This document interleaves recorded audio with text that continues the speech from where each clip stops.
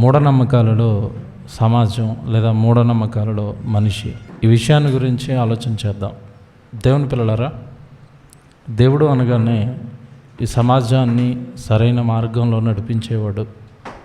దేవుడు అనగానే ఈ సమాజంలో ఉన్న తన పిల్లలకు జ్ఞానంతో నింపేవాడు. ఈ సమాజం మధ్యలో జరుగుతున్న ప్రతి విషయం పైన తన పిల్లలు అవగాహన కలిగి ఉండాలని కోరుకునేవాడు.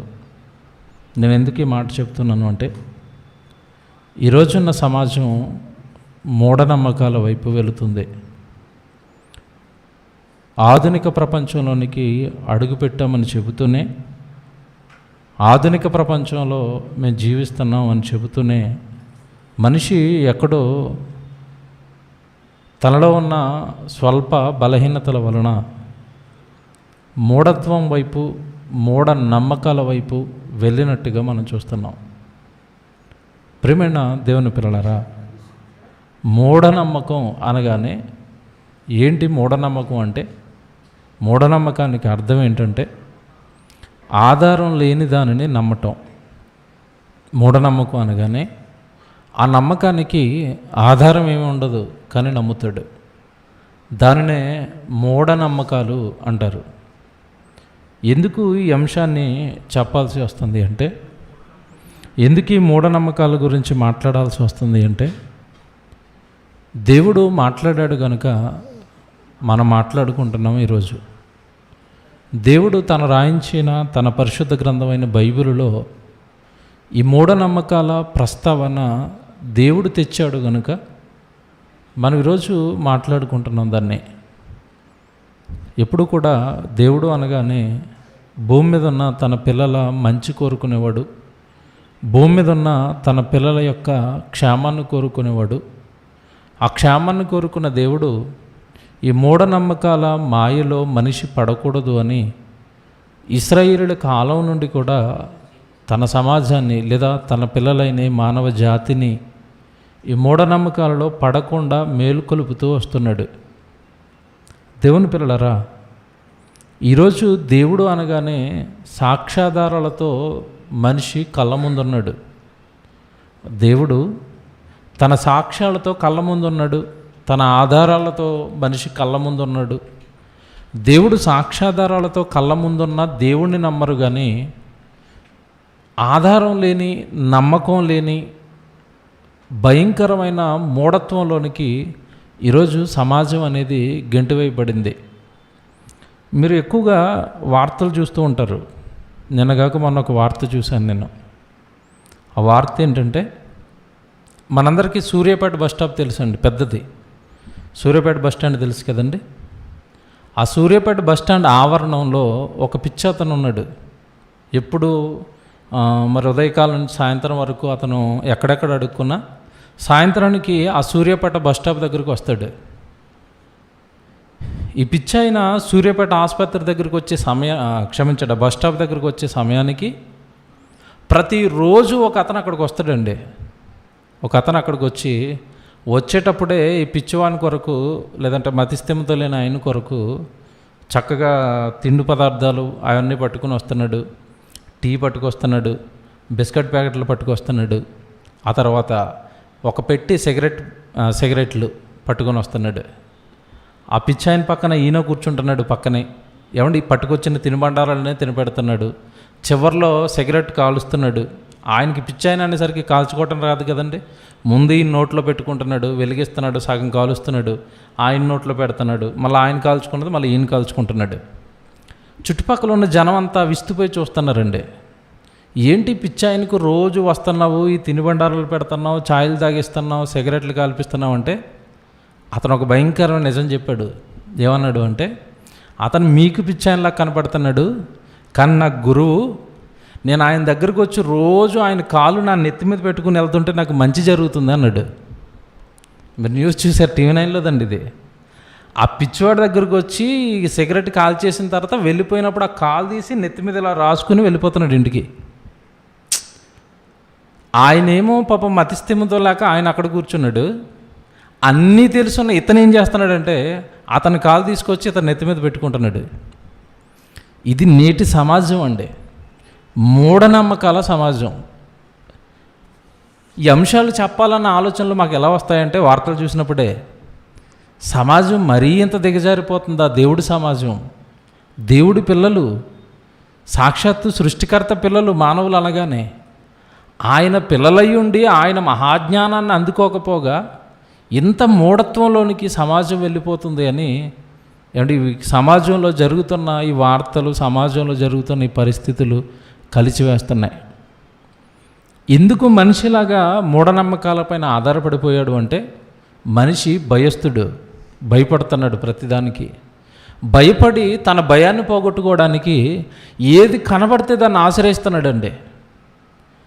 ఏది నమ్మకంగా అనిపిస్తే దానిపైన ఆధారపడిపోతున్నాడు. కారణం మనిషిలో భయం పేరుకుపోయింది. ఎందుకు ఇలాంటి స్థితికి మానవుడు దిగజారిపోయాడు అంటే అసలు మనిషికి ఉండాల్సిన ధైర్యాన్ని మనిషి పోగొట్టుకున్నాడు. భూమి మీద మనిషికి ఉండాల్సిన ధైర్యం ఏంటంటే ఈ భూమి మీద ఉన్న మానవులందరినీ కలిగించిన సృష్టికర్త దేవుడైతే ఆయన నా తండ్రి అని బైబిల్లో రాయించిన తర్వాత ఆ తండ్రి చిత్త ప్రకారం, లేదంటే ఆ తండ్రిని గ్రహించలేని వారు, ఆ తండ్రిని కనుగొనలేని వారు మాత్రమే ధైర్యాన్ని కోల్పోతారు, భూమి మీద వాళ్ళ జీవితాలు బాగోవు అని దేవుడు రాయించిన ఒక మాట ఈ సందర్భంలో బైబిల్లో చూడాలి. ఏమంటే యోబు గ్రంథానికి వెళ్ళిపోదాం. బైబిల్లో కొన్ని సంగతులు ఈ వారం చూస్తాం, కొన్ని సంగతులు వచ్చే వారం చూస్తాం. ఏమంటే ప్రారంభంలోనే చెప్పాను నేను, సుమారుగా ఒక 4-3 వారాలు ఈ మూఢనమ్మకాల గురించి బైబిల్లో దేవుడు రాయించినవి మనం మాట్లాడుకోవచ్చు. యోబు గ్రంథం 27వ అధ్యాయం 9-12 వచనాలు రాసుకోండి. యోబు గ్రంథం 27వ అధ్యాయము 9-12 వచనాలు జాగ్రత్తగా చదువుదాం. యోబు గ్రంథం 27వ అధ్యాయము 9-12 వచనాలు. 8వ వచనం చూస్తే కొంచెం మీకు ఇంకా బాగా అర్థమవుతుంది. 8వ వచనం, దేవుడు వానిని కొట్టివేయినప్పుడు, వాని ప్రాణమును తీసివేయినప్పుడు భక్తిహీనునికి ఆధారమేది అన్నాడు. చాలా జాగ్రత్తగా ఆలోచించాలి. పైన దేవుడు వానిని కొట్టివేయినప్పుడు అన్నాడు. మనిషిని పుట్టించింది దేవుడు, మనిషికి తల్లి గర్భంలో జన్మనిచ్చింది దేవుడు, తల్లి గర్భంలో అవయవ నిర్మాణం జరిగించింది దేవుడు. శాస్త్రం ఇప్పటికీ అభివృద్ధి చెందిన పిండోత్పత్తి శాస్త్రం చేతులెత్తేసిన ఒక విషయం ఏంటంటే, అదిగోనండి చూలాలి గర్భంలో, తల్లి గర్భంలో అవయవ నిర్మాణం అనేది ఎలా జరుగుతుందో ఇప్పటికీ వాళ్ళకి మిస్టరీ. ఎందుకంటే మన శరీరం అనేది కొన్ని కణాల సముదాయం. తల్లి గర్భంలో ఉన్న పిండం, చెవు కణం చెవు దగ్గరికి జరిగిపోతుంది, చెవుగా ఫామ్ అయిపోతుంది. గుండె కణం గుండె దగ్గరికి వెళ్ళిపోతుంది, గుండెగా ఫామ్ అయిపోతుంది. చేతులు చేతులుగా ఫామ్ అయిపోతున్నాయి, కళ్ళు కళ్ళుగా ఫామ్ అయిపోతున్నాయి. ఆ నిర్మాణాన్ని చూసి ఇప్పటికీ పిండోత్పత్తి శాస్త్రం అనేది అవాక్ అవుతున్నట్టుగా మనం చూస్తాం. అది ఎప్పుడో బైబిల్లో రాయించాడు, మీ అందరికి తెలిసిన మాటే. చూలాలి గర్భమందు ఎముకలు ఏ రీతిగా ఎదుగునో అది నీకు తెలీదు అన్నాడు. ఈ మనిషిని కలిగించింది దేవుడు అండి, మనిషికి ఈ జీవితాన్ని ప్రసాదించింది దేవుడు. అందుకే దేవుడు నిర్ణయించినంత కాలం మాత్రమే భూమి మీద మనిషి ఉంటాడు తప్ప, మనిషి నేను ఉండాలని అనుకున్నా కూడా ఈ భూమి మీద జీవితంలో ఉండలేడు. నేను 100 ఉండాలంటే ఉండే అవకాశం లేదు, నేను 60 ఉండాలంటే ఉండే అవకాశం లేదు. ఎందుకంటే ఆయుష్కాలం అనేది నీ చేతిలో లేదు, పుట్టించిన దేవుడే నీకు ఆయుష్కాలాన్ని నిర్ణయించాడు. అది ఇక్కడ చెప్తున్న మాట. దేవుడు మనిషిని కొట్టివేయినప్పుడు అన్నాడు చూడండి. దేవుడు మనిషిని కొట్టివేయాలని అనుకున్నప్పుడు, ఆ తర్వాత మాట చూస్తే వాని ప్రాణమును తీసివేయినప్పుడు భక్తిహీనునికి ఆధారమేది అన్నాడు. అంటే భూమి మీద ఉన్న మనిషికి ఒక ఆధారం ఉండాలి. ఎవరు ఆధారం అయి ఉండాలి అంటే దేవుడు ఆధారం అయి ఉండాలి. నువ్వు దేవుడి పైన ఆనుకున్నవాడివై ఉండాలి. నీ ఆధారం దేవుడైతే భూమి మీద నీ జీవితం అనేది సజావుగా సాగుతుంది, సక్రమంగా సాగుతుంది. దేవుడి పైన నమ్మకాన్ని విడిచిపెట్టి మూఢనమ్మకాల వైపు నీ ఆశ వెళ్ళినా, మూఢనమ్మకాల వైపు నీ కళ్ళు వెళ్ళినా నువ్వు ఆధారాన్ని కోల్పోతావు. ఎందుకంటే మీకు పోయిన వారం చెప్పాను చాలా వాక్యాలు. ఈ సమాజాన్ని ఆవరించింది, ఈ సమాజం పైన, ఈ సమాజాన్ని కాపాడే శక్తి దైవశక్తి, దేవుడు మాత్రమే తన వశంలో మనుషులందరినీ పెట్టుకున్నాడు అన్న సంగతులు మీరు పోయిన వారం ఉన్నారు. చివరికి పిచ్చుకలు సైతం, 2 పిచ్చుకలు నేల రాలాలి అంటే అది నా వశం అన్నాడు. ఈ సంగతులన్నీ మీరు పోయిన వారం చూశారు. అంటే ఈ భూమి మీద ఉన్న జీవరాశుల కాడి నుంచి భూమి మీద ఉన్న మనుషుల ఆత్మలు, శరీరాలు అన్నీ తన వశంలో పెట్టుకున్న దేవుణ్ణి నమ్మకుండా మనిషి మూఢత్వంలోనికి వెళ్ళి మూఢనమ్మకాల పైన అనుకున్నాడు. ఏమండి, ఈరోజు సమాజాన్ని మీరు చూడండి. ఇప్పటికీ మీరు గ్రామాల్లోకి వెళితే వాళ్ళు జ్వరం వస్తే, జ్వరం కానివ్వండి, ఏదైనా రోగం వస్తే హాస్పిటల్కి వెళ్ళాలి. ఇప్పటికీ చూడండి కొన్ని చోట్ల జ్వరం వచ్చినా, ఒక కడుపు నొప్పి వచ్చినా, ఒక గ్యాస్ నొప్పి వచ్చినా, ఏమంటే ఏ నొప్పి వచ్చినా కూడా ఇప్పటికీ మంత్రగాళ్ళ దగ్గరికి వెళ్ళి మంత్రాలు వేయించుకోవటం ఇప్పటికీ మనం చూస్తాం. కొంతమంది ఎవరి నమ్మకాలు వాళ్ళే కదండి. హైందవ సోదరులు అయితే ఏమండి మంత్రాలు వేయించుకోవడానికి వెళుతున్నారు. ఇక మన క్రైస్తవ్యంలోనైతే మన దగ్గర దొంగ బాబాలు ఉన్నారు. నేను ప్రార్థన చేస్తే కడుపు నొప్పి పోతుంది, నేను ప్రార్థన చేస్తే ఎయిడ్స్ పోతుంది, నేను ప్రార్థన చేస్తే క్యాన్సర్ పోతుంది. ఇక్కడ మన దాంట్లో దొంగ బాబాలు. ఇకపోతే ఆ ఇస్లాం సోదరులు వాళ్ళు ఖండిస్తున్నారు ఈ మధ్యకాలంలో. పీరు బాబాలని ఉంటారు, మీకు తెలుసు, వాళ్ళు రచ్చరేకులు కడుతూ ఉంటారు. అంటే ఇదంతా ఏంటంటే ప్రతి నమ్మకంలోనూ కూడా మూఢత్వం అనేది చొరబడింది. దేవుడు ఈ సమాజంలో ఉన్న ఈ మూఢత్వం లేదా సమాజంలో ఉన్న ఈ మూఢ నమ్మకాల గురించి హెచ్చరించాడండి బైబిల్లో. దేవుడు వద్దన్నాడు. మీరు నమ్మాల్సింది దైవశక్తిని, మీరు లోబడాల్సింది దైవానికి. ఏది చేసినా ఆయన చేతుల్లో ఉంటుంది తప్ప ఎందుకు మీరు ఈ జీవితాలు ఇలా నాశనం చేసుకుని నన్ను నమ్మాల్సిన నా పిల్లలు కాస్త ఆధారం లేని మూఢనమ్మకాల వైపు ఎందుకు వెళ్ళిపోయారు అని దేవుడు మాట్లాడుతున్న కొన్ని మాటలు ఇప్పుడు మీకు చూపిస్తానండి. దేవుని పిల్లలారా, చివరి వారం చెప్పాను నేను, మనిషి దేవుణ్ణి తప్ప అన్నిటిని నమ్ముతాడండి. ఎందుకు అర్థం కాదు. మనిషి, మళ్ళీ చెప్తున్నాడు, మనిషి దేవుణ్ణి తప్ప అన్నిటిని నమ్ముతాడు. ఒక మాట మీకు బైబిల్లో చూపిస్తాను. అంటే దేవుణ్ణి నమ్మటంలో మనిషి ఎంత వీక్గా ఉన్నాడో, విశ్వాసం విషయంలో, దేవుడి పైన ఆధారపడటం విషయంలో మనిషి ఎంత లో స్టాండర్డ్లో ఉన్నాడో ఒక వాక్యం మీరు బైబిల్లో చూడాలి. ఏమంటే యేసుక్రీస్తుల వారు మనకు తెలుసు, ఆయన బ్రతుకున్న కాలమే 33.5 సంవత్సరాలు.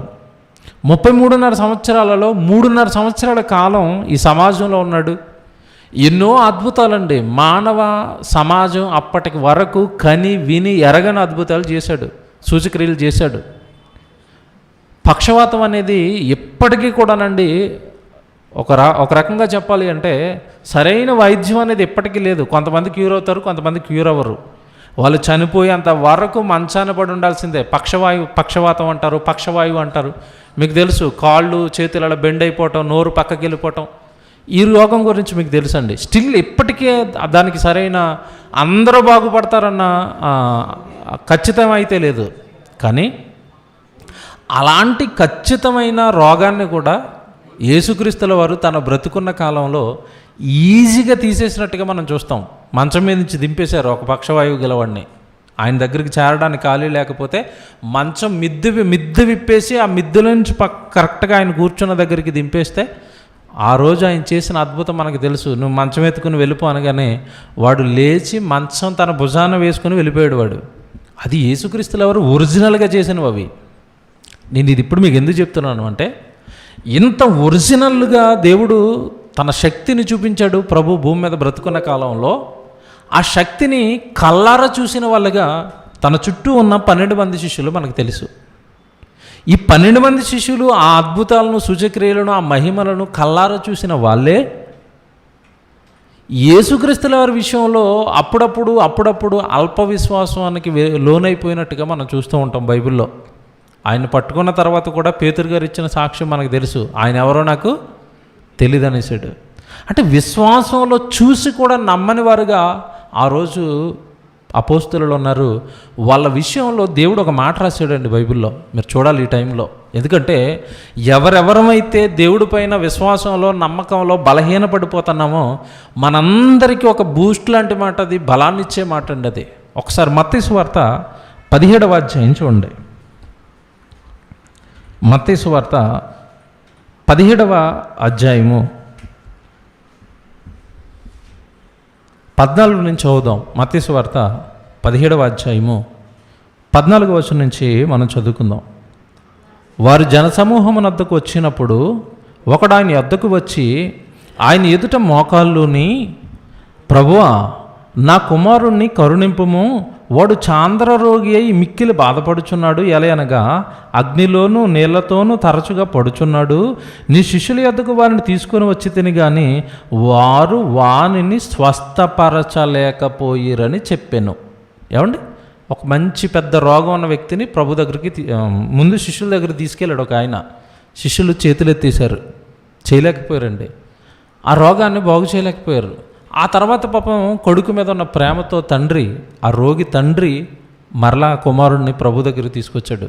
ఆయన, ప్రభువా, మరి నా కుమారుడు రోగంతో బాధపడుతున్నాడు, తీసుకొచ్చాను మీ శిష్యుల దగ్గరికి. వాళ్ళు అన్నీ బాగు చేశారు కానీ ఎందుకో మా వాడి విషయంలో మాత్రం చేయలేకపోయారు అని డైరెక్ట్గా రోగిని ప్రభు దగ్గరికి తీసుకొచ్చారు. అప్పుడు ప్రభు అంటున్న మాట మీరు చూడాలి ఇప్పుడు. ఏమంటే ఆ తర్వాత మీరు చూస్తే 16వ వచనంలో, నీ శిష్యుల యొద్దకు వారిని తీసుకుని వచ్చితిమి గాని వారు వారిని స్వస్థపరచలేకపోయిరని చెప్పాను. అందుకు యేసు, విశ్వాసము లేని మూర్ఖతరము వారలారా అన్నాడు. చూడండి, విశ్వాసము లేని మూర్ఖతరము వారలారా, మీతో నేను ఎంతకాలము ఉందును? చూసారా, మీతో నేను ఎంతకాలము ఉందును, ఎంతవరకు మిమ్మును సహింతును, వానిని నా యొద్దకు తీసుకొని రండని చెప్పాను. తర్వాత అంతటి యేసు ఆ దయ్యమును గద్దెంపగా అది వారిని వదిలిపోయాను. ఆ గడియ నుండి ఆ చిన్నవాడు స్వస్థత నొందెను. తర్వాత శిష్యులు ఏకాంతముగా యేసునొద్దకు వచ్చి, మేమెందుచేత దానిని వెలగట్టలేకపోతామని అడిగిరి. అందుకు ఆయన, మీ అల్ప విశ్వాసము చేతనే, అండర్లైన్ చేసుకోండి, ఎందుకు ఎల్లగొట్టలేకపోయారంట, మీ అల్ప విశ్వాసము చేతనే అన్నాడు. అంటే అర్థం ఏంటి? చిన్న చిన్న వాటి దగ్గరికి వెళ్ళి వాటిని బెదిరించారు, ఎల్లగొట్టారు. ఈసారి కొంచెం గట్టిది ఎదురైంది. వీళ్ళకి గట్టిది ఎదురయ్యేసరికి మేము ఎల్లగొట్టగలమా అన్న అల్ప విశ్వాసానికి వచ్చారు. ఆ అల్ప విశ్వాసమే వాళ్ళ చేత ఈ కార్యాన్ని చేయించలేకపోయిందండి. చేతులెత్తేసారు, మా వల్ల కాదని. దేవుడు అంటున్నాడు, ఎందుకయ్యా, ఎంతటి శక్తినయ్యా నేను మీకు ఇచ్చాను, మీరు చేయలేకపోవడానికి కారణం శక్తి లోపం కాదు. ఏ లోపం అక్కడ? మీ విశ్వాసం అనేది లోపం. మీ విశ్వాస లోపం. మీరు సరిగా నమ్మలేకపోయారు ఆ కార్యాన్ని చేయడానికి నేను శక్తిమంతుడిని అని మీరు నమ్మలేకపోయారు. మీరు ఈ కార్యం చేయలేకపోవడానికి గల కారణం మీ అల్ప విశ్వాసమే అన్నాడు. అంటే విశ్వాసానికి మరొక పదం చెప్పండి, నమ్మకం కదండి. అంటే ఇప్పుడు ఏం జరిగింది అంటే, వారు సరిగా నమ్మకాన్ని దేవుడి పైన ఉంచలేకపోయారు. దేవుని పిల్లలారా, ఆ రోజు వాళ్ళ కళ్ళ ముందు యేసుక్రీస్తుల వారు ఉన్నా వాళ్ళ పరిస్థితి అలా ఉంటే, ఈరోజున్న సమాజాన్ని ఆలోచించండి. కళ్ళ ముందు ఈరోజు దేవుడు లేఖనాలు తప్ప ఏమీ లేని ఈ కాలంలో విశ్వాసం అనేది, విశ్వాసులు అనేవారు ఇంకెంత దారుణమైన డేంజర్ సిచ్యువేషన్లో ఉన్నారో మీరు ఆలోచించాలి. కనుక నానాటికి విశ్వాసంలో బలపడాలి తప్ప శోధన కాలంలో, కష్టకాలంలో విశ్వాసాన్ని రెట్టింపు చేసుకోవాలి. ఇంకా ఎదురు చూడాలి, వస్తాడండి మా దేవుడు, మాకు చేస్తాడు, నన్ను కాపాడుతాడు, నేను బాగుంటాను. శోధన కాలంలో విశ్వాసం అనేది పెరగాలి. ఆ కింద మాట మీరు చదవండి, ఏమంటాడు తెలుసా? మీ అల్ప విశ్వాసము చేతనే మీరు అలా చేయలేకపోయారు అని. ఆ కింద ఇప్పుడు అసలు పాయింట్ చెప్తాడు. ఆ పాయింట్ ఏంటంటే, ఇదిగో మీలో కనుక ఆవగింజంత విశ్వాసం ఉంటే, ఎంత అన్నాడు? ఆవగింజ ఎంత ఉంటుంది చెప్పాలి? ఎంత ఉంటుందండి ఆవగింజ? ఎంత ఉంటుంది? ఉండదు కదా. ఎంత ఆవగింజ సైజు? ఇంత. ఇప్పుడు ఆవగింజంత విశ్వాసం ఉంటే అక్కడ జరిగే కార్యం చెప్తాడు కింద. మీకు ఆవగింజంత ఉంటే ఇదిగో కొండ కదిలింపబడి ఇక్కడ పడిపోవాలంటే పడిపోతుంది అన్నాడు. ఎంత ఉంటే? ఆవగింజంత ఉంటే. ఆవగింజంత ఉంటేనే కొండ కదిలిపోతుంది అంటే, ఈరోజు మనకున్న విశ్వాసాన్ని ఒక్కసారి ఆ కాలిక్యులేషన్లో పెట్టండి. ఆవగింజను 100 ముక్కలు చేసి ఆ ముక్కను మళ్ళీ ఇంకో 100 ముక్కలు చేస్తే ఆ ముక్క అంత ఉంటుంది కూడా లేదు డౌట్ ఇప్పుడు ఈరోజు విశ్వాసులు. అంతేనండి. ఏమోనండి వెళ్తున్నామండి, గుడికి వెళ్తున్నామండి వస్తా అంతే. దేవుడి పైన ఆనుకునే జీవితాలు, దేవుడే సర్వస్వం అనుకునే జీవితాలు. ఏమంటే ప్రారంభంలో వీళ్ళు ఇలాగ ఉన్నారండి. అపోస్తలులు ప్రారంభం అది యేసుప్రభు బ్రతుకున్న కాలంలో ఇలాగ ఉన్నారు. కానీ చనిపోయి తిరిగి లేచిన తర్వాత చూడాలి వీళ్ళ విశ్వాసం. ప్రాణం తీసేసుకోండి, మా ప్రభు తప్ప మాకు ఏది లేదు, మేము చచ్చిపోయినా మా ప్రభు మమ్మల్ని తిరిగి బ్రతికిస్తాడు అని తర్వాత ఫుల్ స్ట్రాంగ్ అయిపోయారు వీళ్ళు. ఏమండి యేసుక్రీస్తుల వారి మరణం తర్వాత తిరిగి లేచిన తన పునరుత్థానాన్ని వీళ్ళకి కనబరుచుకున్న తర్వాత స్ట్రాంగ్ అయిపోయారండి వీళ్ళు. చంపేస్తారా చంపేయండి, యాకోబు గారు తెలుసు కదా, తలపెట్టేశాడు. పేతురు గారు చెరసాలలో వేసేస్తారా వేసేయండి. బలపడ్డారండి వాళ్ళు. ప్రారంభంలో ఎవరైనా బలహీనులుగా ఉంటారు, తర్వాత బలపడ్డారు. ఈరోజు నేను ఏం చెప్తున్నానంటే నానాటికి విశ్వాస జీవితం అనేది దేవుడి పైన బలపడాలి, దేవుని ఆనుకున్న జీవితం అయి ఉండాలి. కానీ చాలామంది శోధన కాలంలో, కష్టకాలంలో బలహీనులవుతున్నారు. బాప్తిస్మిచ్చి యోహాను గారి గురించి మీకు తెలుసండి, మొన్న ఈ మధ్యకాలంలో మాట్లాడాను. బాప్తిస్మిచ్చి యోహాను ఆయన కూడా అంతే. యేసుక్రీస్తుల వారి గురించి మాట్లాడిన మాటలు, యేసుక్రీస్తుల వారు పరిచయమైన ప్రారంభంలో బాప్తిస్మిచ్చి యోహాను గారు మాట్లాడిన మాటలు మనకు తెలుసు. ఏమన్నాడంటే, ఇదిగో లోక పాపములు మోసుకొని పోవు దేవుని గొర్రెపిల్ల అన్నాడు. అసలు ఆయన చెప్పుల వారు విప్పుటకైనను నేను పాత్రుడును కాను, బాప్తిసం తీసుకోవడానికి వస్తే అయ్యో ప్రభా నేను నీకు బాప్తిసం ఇవ్వటం ఏంటి అన్నాడు. అంటే యేసుక్రీస్తుల వారి గురించి చాలా గొప్పగా చెప్పాడు బాప్తిస్మిచ్చి యోహాను గారు. కానీ ఇంత గొప్పగా బాప్తిస్మిచ్చి యోహాను గారు యేసుక్రీస్తుల వారి గురించి చెప్పిన తర్వాత ఆయనకు ఒక శోధన కాలం వచ్చింది, కష్టకాలం వచ్చింది. ఆ కష్టకాలంలో ఆయనకు దేవుడి పైన ఉన్న విశ్వాసాన్ని పోగొట్టేసుకున్నాడు. మత్తయి సువార్త 11వ అధ్యాయం అంతా మీరు చదివితే యేసుక్రీస్తుల వారు ఇంత గొప్ప సాక్ష్యం ఇచ్చిన ఆయనే అంటాడు. ఒక్క మాట చూడండి, మత్తయి సువార్త 11వ అధ్యాయం పక్కనే ఉంటుంది, 22వ వచనం అండి. 11వ అధ్యాయం 2వ వచనం. క్రీస్తు చేయుచున్న కార్యముల గూర్చి యోహాను చెరసాలలో విని రాబోవు వాడవు నీవేనా, మేము మరి ఒకని కొరకు కనిపెట్టవలెనా. చూసారా 2వ వచనం, రాబోవు వాడవు నీవేనా, మేము మరి ఒకని కొరకు కనిపెట్టవలనా. అదేంటండి ఇది? 3వ అధ్యాయం మీరు చదవండి. అమ్మో ఈయనంత గొప్పటివాడు లేడు అన్నాడు. నేను నీళ్ళలో బాప్తిసం ఇచ్చుచున్నాను కానీ ఆయన పరిశుద్ధాత్మలోను అగ్నితోనూ మీకు బాప్తిసం ఇచ్చేస్తాడని చెప్పాడు. ఇన్ని గొప్ప మాటలండి ప్రభు గురించి మాట్లాడాడు ఈయన యోహాను గారే. చిన్న శోధన, చెరసాల్లోకి వెళ్ళేసరికి, కష్టాల్లోకి వెళ్ళేసరికి, ఏంటి మేము కష్టాల్లోకి వెళ్ళిపోయాం, మా రక్షకుడు అంటున్నాడు, మరి మా మెస్సయ్య అనుకుని ఒప్పుకున్నాం యేసు ప్రభుని, ఏంటి మేము కష్టంలోకి వెళ్ళిపోయినా మమ్మల్ని కాపాడలేదు, అసలు ఈయనేనా, మేము ఇంకొక అతని గురించి ఎదురు చూడాలా. చూసారా, అన్నీ బాగున్నప్పుడు ప్రభువా అన్నాడు, కష్టం వచ్చేసరికి నువ్వేనా, మేము ఇంకొకరి గురించి చూడాలా అంటున్నాడు. ఈరోజు చాలామంది క్రైస్తవ్యంలో కూడా అలాగే వచ్చారండి. ఆయన దగ్గరికి వెళ్తే రోగాలు పోతాయంట, ఆయన దగ్గరికి పోతే అప్పులు పోతాయంట, ఆయన దగ్గరికి పోతే బాధలు పోతాయంట. అంతే తప్ప ఆయన రక్షకుడని, నిత్యజీవం ఇస్తాడని, సృష్టికర్త అని, విశ్వాన్ని కలిగించాడు అని ఈ నమ్మకంతో ప్రభు దగ్గరికి ఎంతమంది వచ్చారండి. దేవుని పిల్లలారా, మూఢనమ్మకాల వైపు సమాజం సాగుతుంది. దేవుడి పైన నమ్మకాన్ని, దేవుడి పైన విశ్వాసాన్ని తగ్గించుకుని. దీని గురించి బాధపడిన దేవుడు ప్రారంభంలో చెబుతున్నాడండి ఇశ్రాయేలుతో. మీరు ఇప్పుడు మాటలు చదవాలి. ఎంత నొచ్చుకున్నాడు అంటే సమాజం పట్ల, దేవుణ్ణి విడిచిపెట్టి నమ్మకం లేని మూఢనమ్మకాల వైపు ప్రజలు వెళ్ళిపోతున్నప్పుడు ఎంత బాధపడిపోయాడో ఒక సందర్భాన్ని ఇప్పుడు మీరు చూడాలి. యెషయా గ్రంథానికి వెళ్ళిపోదామండి, పాత నిబంధనకి వెళ్ళిపోదాం. యెషయా గ్రంథంలో వాళ్ళతో మాట్లాడుతున్న మాటలు చూడండి ఎంత ఆశ్చర్యకరంగా ఉంటాయో. ఈ లోక సంబంధమైన ఈ మూఢనమ్మకాల్లో మునిగిపోయిన వాళ్ళ పట్ల దేవుడి ఆలోచనలు చూడండి ఎలాగున్నాయి. యెషయా గ్రంథం 47వ అధ్యాయానికి వచ్చేయండి. యెషయా గ్రంథం 47వ అధ్యాయము 9వ వచనం కానీ చూడండి. యెషయా గ్రంథం 47వ అధ్యాయము 9 నుంచి చూద్దాం. చాలా జాగ్రత్తగా 9 నుంచి 15 వరకు రాసుకోండి. కొంచెం పెద్దగా ఉంటుంది కానీ అంతా చదవాలి. చాలా విషయాలు దేవుడు ఇక్కడ చెప్తున్నాడండి. సమాజం ఎక్కడ దెబ్బతిన్నదో, సమాజం ఎలా నాశనం అయ్యిందో, సమాజం మూఢనమ్మకాల వైపు ఎలాగ వెళ్ళిపోయిందో సవివరంగా రాసుకుంటూ వచ్చాడు ఈ భాగంలో. 9వ వచనం నుంచి చదువుతున్నాను. ఒక్క దినములోగా, ఒక్క నిమిషములోనే పుత్రశోకము, వైవిధ్యమును ఈ రెండును నీకు సంభవించును. నీవు అధికముగా శకునము చూచినను, అండర్లైన్ చేసుకోండి, నీవు అధికముగా శకునము చూచినను అత్యధికమైన కర్ణ పిశాచ తంత్రములను నీవు ఆధారముగా చేసుకొనినను ఆ అపాయములు నీ మీదకి సంపూర్తిగా వచ్చును అన్నట్టు చూడండి. చూసారా, వీళ్ళు ఏం చూస్తున్నారంటే ఇశ్రాయేలీలు శకునం. ఏమండి ఈ రోజు ఉన్న సమాజాన్ని చూడండి. మొన్న ఈ మధ్యకాలంలో జరిగిన ఒక స్టోరీ చెప్పాను మీకు, ఒక తమ్ముడు విషయంలో కుటుంబంలో జరుగుతున్నది. ఇంట్లో ఎవరో చనిపోతే వివాహం చేయడానికి క్రైస్తవులు అయ్యుండి మంత్రాలు ముహూర్తాలు పెట్టే వాళ్ళ దగ్గరికి వెళ్ళారు అంటే మీరు ఒక్కసారి ఆలోచించండి, మూఢనమ్మకాల పైన ఎంత పిచ్చిలో ఉన్నారు. శుక్రవారం మంచిదని కొంతమంది, శనివారం మంచిదని కొంతమంది, తర్వాత క్షమించండి, శనివారం మంచిది కాదంటారు, ఆ తర్వాత గురువారం మంచిదని కొంతమంది, సోమవారం ఒక దినం చెడ్డది ఒక దినం మంచిదని నువ్వెలా డిసైడ్ చేస్తావు?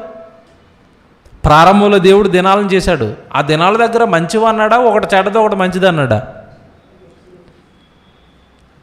ఒక మొదటి దినం ఆయను, మొదటి దినం దానిని దేవుడు మంచిగా చూచెను అని ఉంటుంది కదండి. రెండవ దినం ఆయను, దానిని దేవుడు మంచిదిగా చూచెను. భలే ఉంటుంది కదండి. ఆదికాండం అంతా మనం చదివినప్పుడు ఏ రోజు చెడ్డదని దేవుడు చెప్పాడు? అన్నీ మంచివే. మనిషి మంచోడు కాదు, దినాలు మంచివే. దాట్లకి ఏమొచ్చింది? రోగం. దినాలకి ఎక్కడొచ్చిందండి రోగం? దినాలు ఎక్కడ పాడైపోయాయి? వీడు పాడైపోయాడు, అవి మంచివి కాదంటాడు. మరి దారుణమైన మూఢనమ్మకాలండి. పిల్లి ఎదురొస్తే వెళ్ళనంటాడు, కుక్క ఎదురొస్తే వెళ్ళనంటాడు. పొరపాటున ఎవరైనా విధవరాలు ఎదురొస్తే అమ్మమ్మమ్మ ఆవిడ రాగానే ఇంట్లోకి వెళ్ళిపోతూ ఉంటాడు. ఆవిడ ఏం తప్పు చేసింది? భర్తను పోగొట్టుకోవడం ఆమె చేసింది తప్ప. ఇవన్నీ ఏంటి అన్నప్పుడు అన్నీనండి కేవలం మూఢనమ్మకాలు. పిల్లి ఏం చేస్తుంది, కుక్క ఏం చేస్తుంది? అవి జంతువులు అండి. అవి దేవుని పిల్లలరా, నువ్వు అధికముగా శకునము చూచినను కర్ణ పిశాచ మంత్రాల దగ్గరికి వెళ్ళి నువ్వేమి చేయించుకున్నా నీ మీదకి నేను తలపెట్టిన అపాయాన్ని మాత్రం నువ్వు ఏం చేయలేవు అంటున్నాడు, తప్పించుకోలేవు. ఈ సందర్భంలో ఒకటి చెప్పాలి ఇప్పుడు మీకు. ఇప్పుడు ఒక పెద్ద ప్రమాదం వచ్చింది ప్రపంచం మీదకి. ఏ ప్రమాదం? కరోనా. మీరు ఇప్పుడు యూట్యూబ్లోకి వెళ్ళి కరోనాపై జ్యోతిష్యము అని కొట్టండి. ఏం కొడతారు? కరోనాపై జ్యోతిష్యం అని కొట్టండి. 100 మంది లిస్ట్ వస్తుంది. ఆ 100 మంది లిస్టులో కూడా వాళ్ళు ఏం చెప్తున్నారంటే, ఒక ఆయన ఏప్రిల్కి వేణుస్వామి, ఆయన పేరు కొట్టండి కావాలంటే, వేణుస్వామి ఏమన్నాడు తెలుసా? ఏప్రిల్ నాటికి నా భారతదేశంలో కరోనా ఉండదండి అన్నాడు. ఫిబ్రవరిలో, మార్చిలో.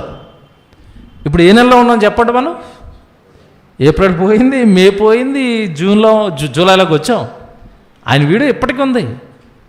ఏప్రిల్తో కరోనా కథం అన్నాడు వేణుస్వామి. పెద్ద జ్యోతిష్కుడు అండి. ఆయన వీడియోలు చూస్తే మీకు మతిపోద్ది.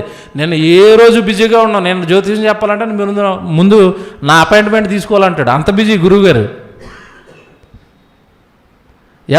వేణుస్వామి. ఆ తర్వాత అభిజ్ఞ సుందర్, అభి అంటున్నారండి. ఒక చిన్న పిల్లోడు వచ్చాడు, మీరు చూసారు లేదో? చిన్న పిల్లోడు అండి, వాడు జ్యోతిష్యం చెప్పేస్తున్నాడు. నాకెవరో పంపిస్తే కింద కామెంట్ రాశారండి యూట్యూబ్లో, ముందు అర్జెంటుగా వాడికి ఆన్లైన్ క్లాసులు పాఠాలు చెప్పించండి, స్కూల్కి పంపించండి అని చెప్పాను. చిన్నపిల్లలండి, బాల పండితుడు. వాడికి పెట్టిన పేర్లు ఏంటంటే బాల పండితుడు, బాల మేధావి. ఏప్రిల్ కరోనా పోతుంది అన్నాడు, తుస్సుమన్నది. మళ్ళీ మేకి వేసాడు, మే తుస్సుమన్నది. జూన్కి వేసాడు, జూన్ తుస్సుమన్నది. ఇప్పుడు కరెక్ట్గా 2 నెలల నుంచి ఆన్లైన్లోకి రావట్లేదండి. అభిజ్ఞ అంట. మీరు కొట్టండి వస్తాడు. చిన్నపిల్లడు అండి. మీరు అంతకుముందు కాలానికి వెళ్ళిపోండి. ఒక 2 years బ్యాక్ అనుకుంటా ఒక చిన్న పిల్లని అలాగే తెచ్చారండి. ఇదంతా చేసేది ఎవరంటే మీడియా వాళ్ళు అండి. మీడియా వాళ్ళు పబ్లిసిటీ కోసం, వాళ్ళ వ్యూస్ కోసం, వాళ్ళ టీఆర్పీ రేటింగ్స్ కోసం ప్రజలను అన్యాయం చేస్తున్నారండి. చదువుకున్న మూర్ఖులండి వీళ్ళు మీడియా వాళ్ళంతా. అంతకుముందు కాలంలో మీకు తెలుసు, ఒక చిన్న పిల్లని మనం చూసాం, సాంబవి అమ్మాయి పేరు. ఆ అమ్మాయిని ఎంత అల్లెల్చర్ చేశారో మనకు తెలుసండి మీడియా వాళ్ళు. తీసుకొచ్చాక మీడియా స్టూడియోలో కూర్చోబెట్టేశారు ఆ పాపని కూర్చోబెట్టేసి మొత్తం ఇంక జ్యోతిషం చెప్పేస్తుందని ఎంత ప్రచారం చేశారండి ఆ అమ్మాయికి. చిన్న పాప. చివరికి ఆ పాప ఏం చెప్పిందంటే, పక్కనే ఉన్న దలైలామా, పక్క దేశానికి మరి పండితుడండి ఆయన, గురువు ఆ దేశానికి ఆయన. దలైలామా పూర్వజన్మలో నా భర్త అని చెప్పింది. ఈ వార్త ఆయన దగ్గరికి వెళ్ళిపోయింది. ఆయన మొత్తం అక్కడి నుంచి ఫ్లైట్ ఎక్కి మన ఇండియాకి వచ్చేసాడు ఈ పాపను చూడడానికి. మీకు చూసారా వీడియోలన్నీ? ఇప్పటికీ ఉన్నాయి, స్టిల్ కొట్టండి, సాంబవేన కొట్టగానే వచ్చేస్తాయి అవన్నీ. ఆయన పంచాక వేసుకుని వచ్చాడు ఇండియాకి. నా భర్త అనగానే అమ్మో నా భార్య పుట్టేసింది మళ్ళీ చిన్న పాప చూద్దామని. ఏమిటి ఇది అంతా అయిపోయిందండి. అయిపోయిన తర్వాత మీడియా వాళ్ళు జాగ్రత్తగా ఆమెని ట్రాప్ చేశారు. ఎలా చెప్తుంది, చిన్న వయసు కదా, ఇవన్నీ ఎలా తెలిసిపోతున్నాయి అనేసరికి దొరికిన క్లూ ఏంటంటే వాళ్ళ అమ్మే స్క్రిప్ట్ అంతా రాసి ట్రైనింగ్ ఇచ్చి మీడియా ముందుకు పంపిస్తుంది ఏం చెప్పాలో. కొంతకాలానికి అదంతా బట్టబయలు అయిపోయిందండి. ఆ తల్లిగారినేమో జైల్లో వేశారు, పాపనేమో పట్టుకెళ్ళి స్కూల్లో వేశారు. వీడి పని అంతే. ఇప్పుడు వీళ్ళ లైన్లో ఉన్నాడు ఇంకొకటి బొడ్డోడు. మనుషులండి, మూఢనమ్మకాలండి. వాళ్ళ దగ్గరికి వెళ్తే ఏదో జరుగుతుంది, వాళ్ళు చెప్తే నాకు ఏదో మంచి జరిగిపోద్ది. ఏమంటే అందరు వెళ్ళిపోతున్నారంట, నేను వెళ్ళిపోతాను, నాకేదో మంచి జరిగిపోద్ది, నాకేదో కడుపు నొప్పి తగ్గిపోద్ది. మన దాంట్లో కూడా క్రైస్తవ్యాలో కూడా ఆయన దగ్గరికి వెళ్ళిపోతే కడుపు నొప్పి తగ్గిపోద్ది అంట, ఈయన దగ్గరికి వెళ్ళిపోతే క్యాన్సర్ తీసేస్తాడంట. మీకు సంగతి చెప్తానండి, హైందవ్యంలో పాపం హైందవ సోదరులు ఆ నమ్మకాల్లో ఉంటే క్రైస్తవ్యంలో మనలో కూడా మూఢనమ్మకాలు ఉన్నాయి. దగ్గా మా దగ్గరికి రండి, జలుబా మా దగ్గరికి రండి, ఎయిడ్సా మా దగ్గరికి రండి, ఏమంటే క్యాన్సరా మా దగ్గరికి రండి అన్నాడు. ఇప్పుడు ఒక్కడ కూడా కరోనా మా దగ్గరికి రండి అంటున్నాడా మన దాంట్లో క్రైస్తవ్యంలో? ఒక్కరైనా కరోనా ఉందా మా దగ్గరికి రండి అని ఒక్కడైనా ఇచ్చాడండి? ఎవరండి? ఎందుకు? వెళ్తే ఆయనకి అంటుకుంటుంది. ఇది ఎయిడ్స్ అయితే అంటుకోదు, ఏదో మాయ చేసి పంపించవచ్చు. క్యాన్సర్ అయితే అంటుకోదు, మాయ చేసి పంపించవచ్చు. కరోనా వెళ్ళాడు అనుకోండి, ఈయనకి అంటుకుంటుంది. అన్ని చోట్లనండి, అన్నట్లోనేనండి మానవులు అజ్ఞానంలో ఉండిపోయారు. మానవులు జ్ఞానం వైపు పరుగులెట్టలేదు. ఈరోజు ప్రపంచం అంతా ఇలా మూఢత్వంలో మూఢ నమ్మకాలలో మునిగిపోయిందండి. ఇప్పటిది కాదండి, ఇప్పటి సమాజం కాదు, ఎప్పటి యెషయా గారండి సుమారుగా క్రీస్తుకు పూర్వం 800-1000 సంవత్సరాల క్రితం మాట్లాడుతున్న మాటలు ఇవి. క్రీస్తుకు పూర్వం దేవుడు మాట్లాడిన మాటలు ఇవి. ఎప్పటికీ క్రీస్తుకు పూర్వం 1000, క్రీస్తు 2000, 3000 సంవత్సరాల క్రితం నుంచి మొత్తుకున్నాడు దేవుడు. నాయన అవన్నీ మూఢనమ్మకాలు రా, ఎందుకురా నమ్మి పాడైపోతారని దేవుడు బాధ ఎవరికి తెలుసండి? చక్కగా రాయించి సమాజంలో పెట్టాడు, మీరు డెవలప్ అవ్వండి, మూఢనమ్మకాలు ఉండిపోకండి అంటే దీనికేమో మత పుస్తకం అని ముద్రేసి ఇందులో ఉన్న మహాజ్ఞానాన్ని తన్నుకున్నాడు మనిషి. కింద చదవండి ఏం చెబుతాడండి. మీరు ఆ కిందకి చదివితే ఇప్పుడు ఆశ్చర్యపోతారు. 9వ వచనం చదివారు కదా, 10వ వచనం చూడండి. 10వ వచనం యెషయా గ్రంథం 47వ అధ్యాయము 10వ వచనం. నీ చెడుతనమును తర్వాత నీ చెడుతనమును నీవు ఆధారము చేసుకుని ఎవడును నన్ను చూడడని అనుకుంటివి. నేనున్నాను, నేను తప్ప మరి ఎవడును లేరని నువ్వు అనుకొనుచున్నట్లుగా నీ విద్యయు నీ జ్ఞానమును నిన్ను చెరిపివేశాయి అన్నాడు. చూడండి, మనిషిని చెరిపేసింది ఏంటంట? నీ విద్య నీ జ్ఞానం అన్నాడు. చూసారా? నీ జ్ఞానం, నా జ్ఞానం లేదు నీకు. దైవ జ్ఞానాన్ని ఒప్పుకోవు కదా నువ్వెప్పుడు. మనిషి జ్ఞానానికి ఇచ్చినంత విలువ నా జ్ఞానానికి నువ్వు ఇవ్వవు కదా. మాట్లాడితే శాస్త్రవేత్త అంటున్నారు. ఈరోజు చూడండి, ఆ ల్యాబుల వైపు చూడటం, ఆ శాస్త్రవేత్తల వైపు చూడటం, వ్యాక్సిన్ల వైపు చూడటం తప్ప దేవుడి వైపు ఎవరు చూస్తున్నారు చెప్పండి? ఈరోజు నీ విద్య నీ జ్ఞానం నిన్ను చెరిపేశాయి, నా మీద ఆధారపడని జీవితంగా నిన్ను మార్చేశాయి. ఏమంటే బైబిలులో మీరు చూడండి, బైబిలులో మరణాంతకరమైన రోగాలు వచ్చి దేవుడి పైన ఆధారపడిన వాళ్ళు బ్రతికారా బ్రతకలేదా చెప్పండి? బ్రతికారండి. హిజ్కియాకి ఏ రోగం వచ్చింది చెప్పండి? ప్రాణం పోయే రోగం వచ్చింది. బ్రతికాడు. దేవుడి పైన ఆధారపడ్డాడండి, దేవుడి పైన ఆధారపడ్డాడు.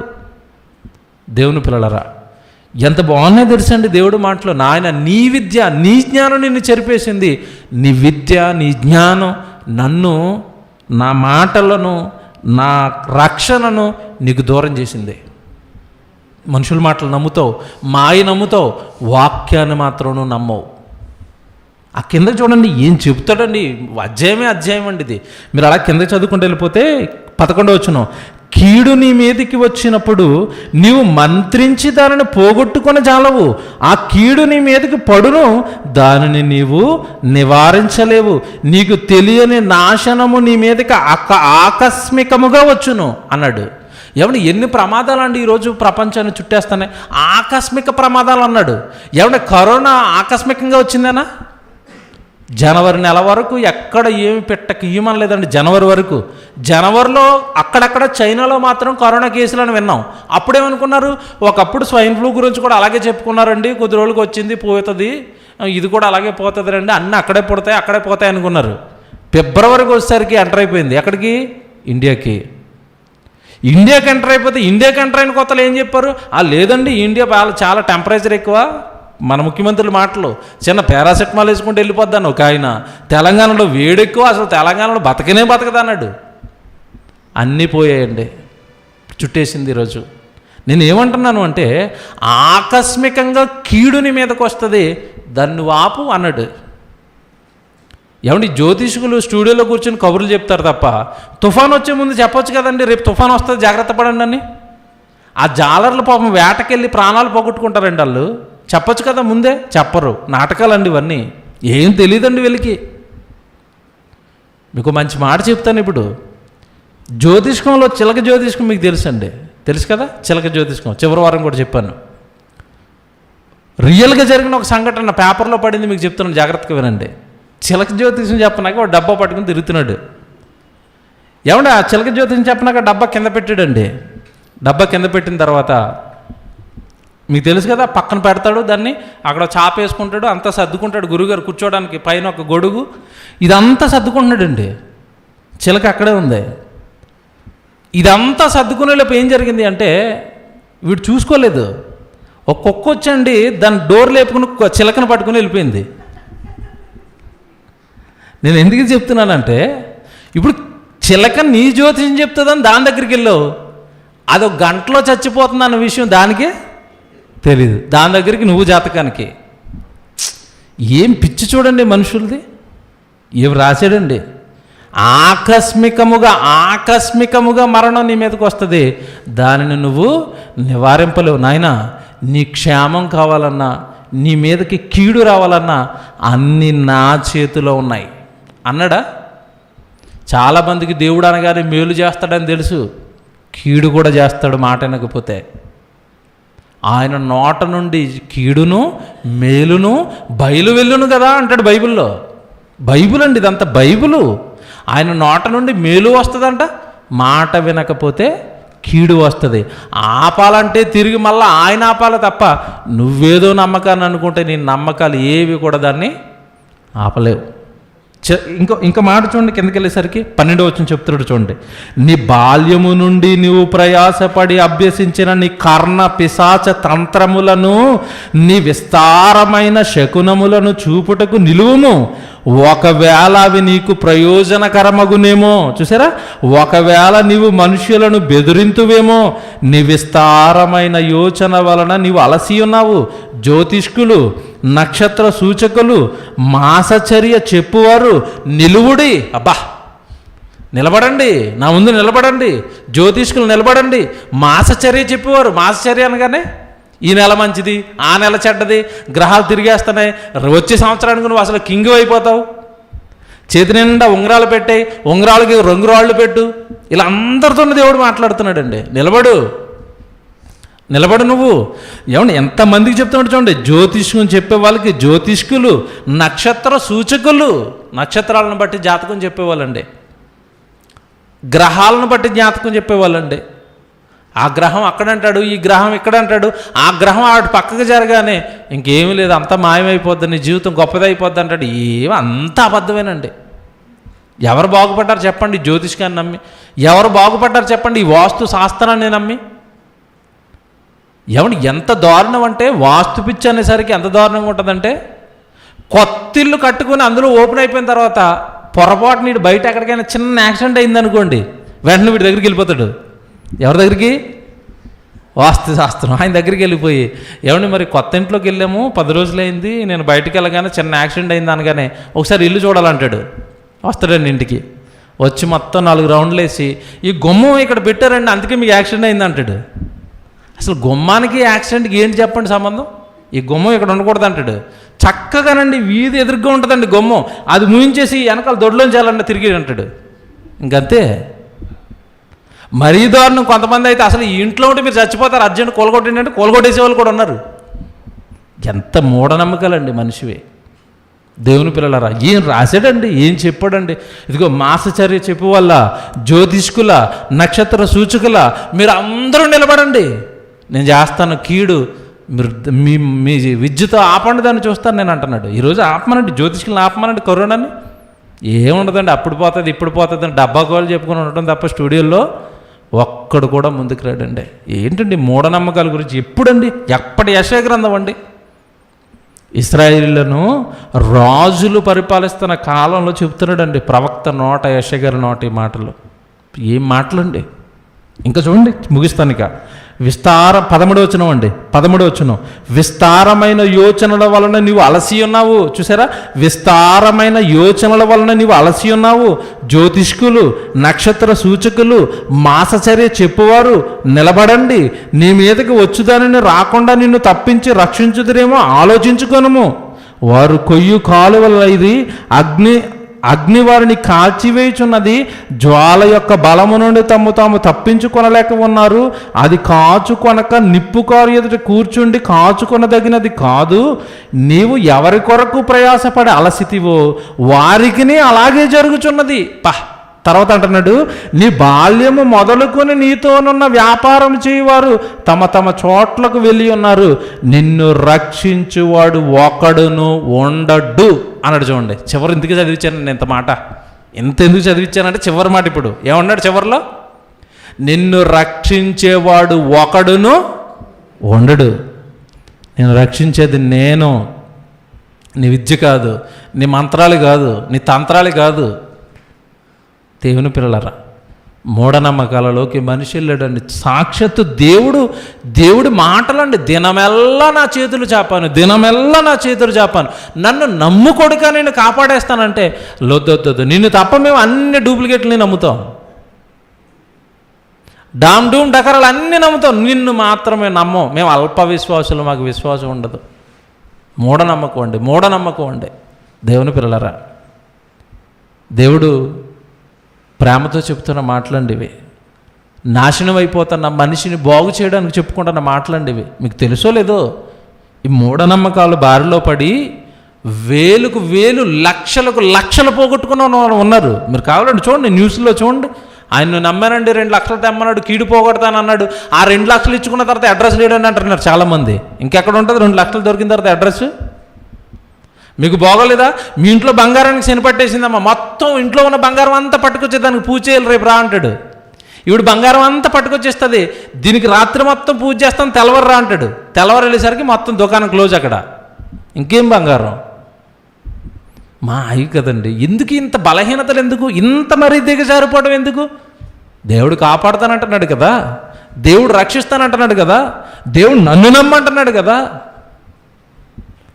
చివరికి ఒక మాట అండి, పోయిన వారం చెప్పాను, ఈ వారం చెప్పాను, ఈ సమాజాన్ని కమ్మేసింది దైవశక్తి. ఆ శక్తి ముందు భూమి మీద ఉన్న ఏ శక్తి నిలబడదు.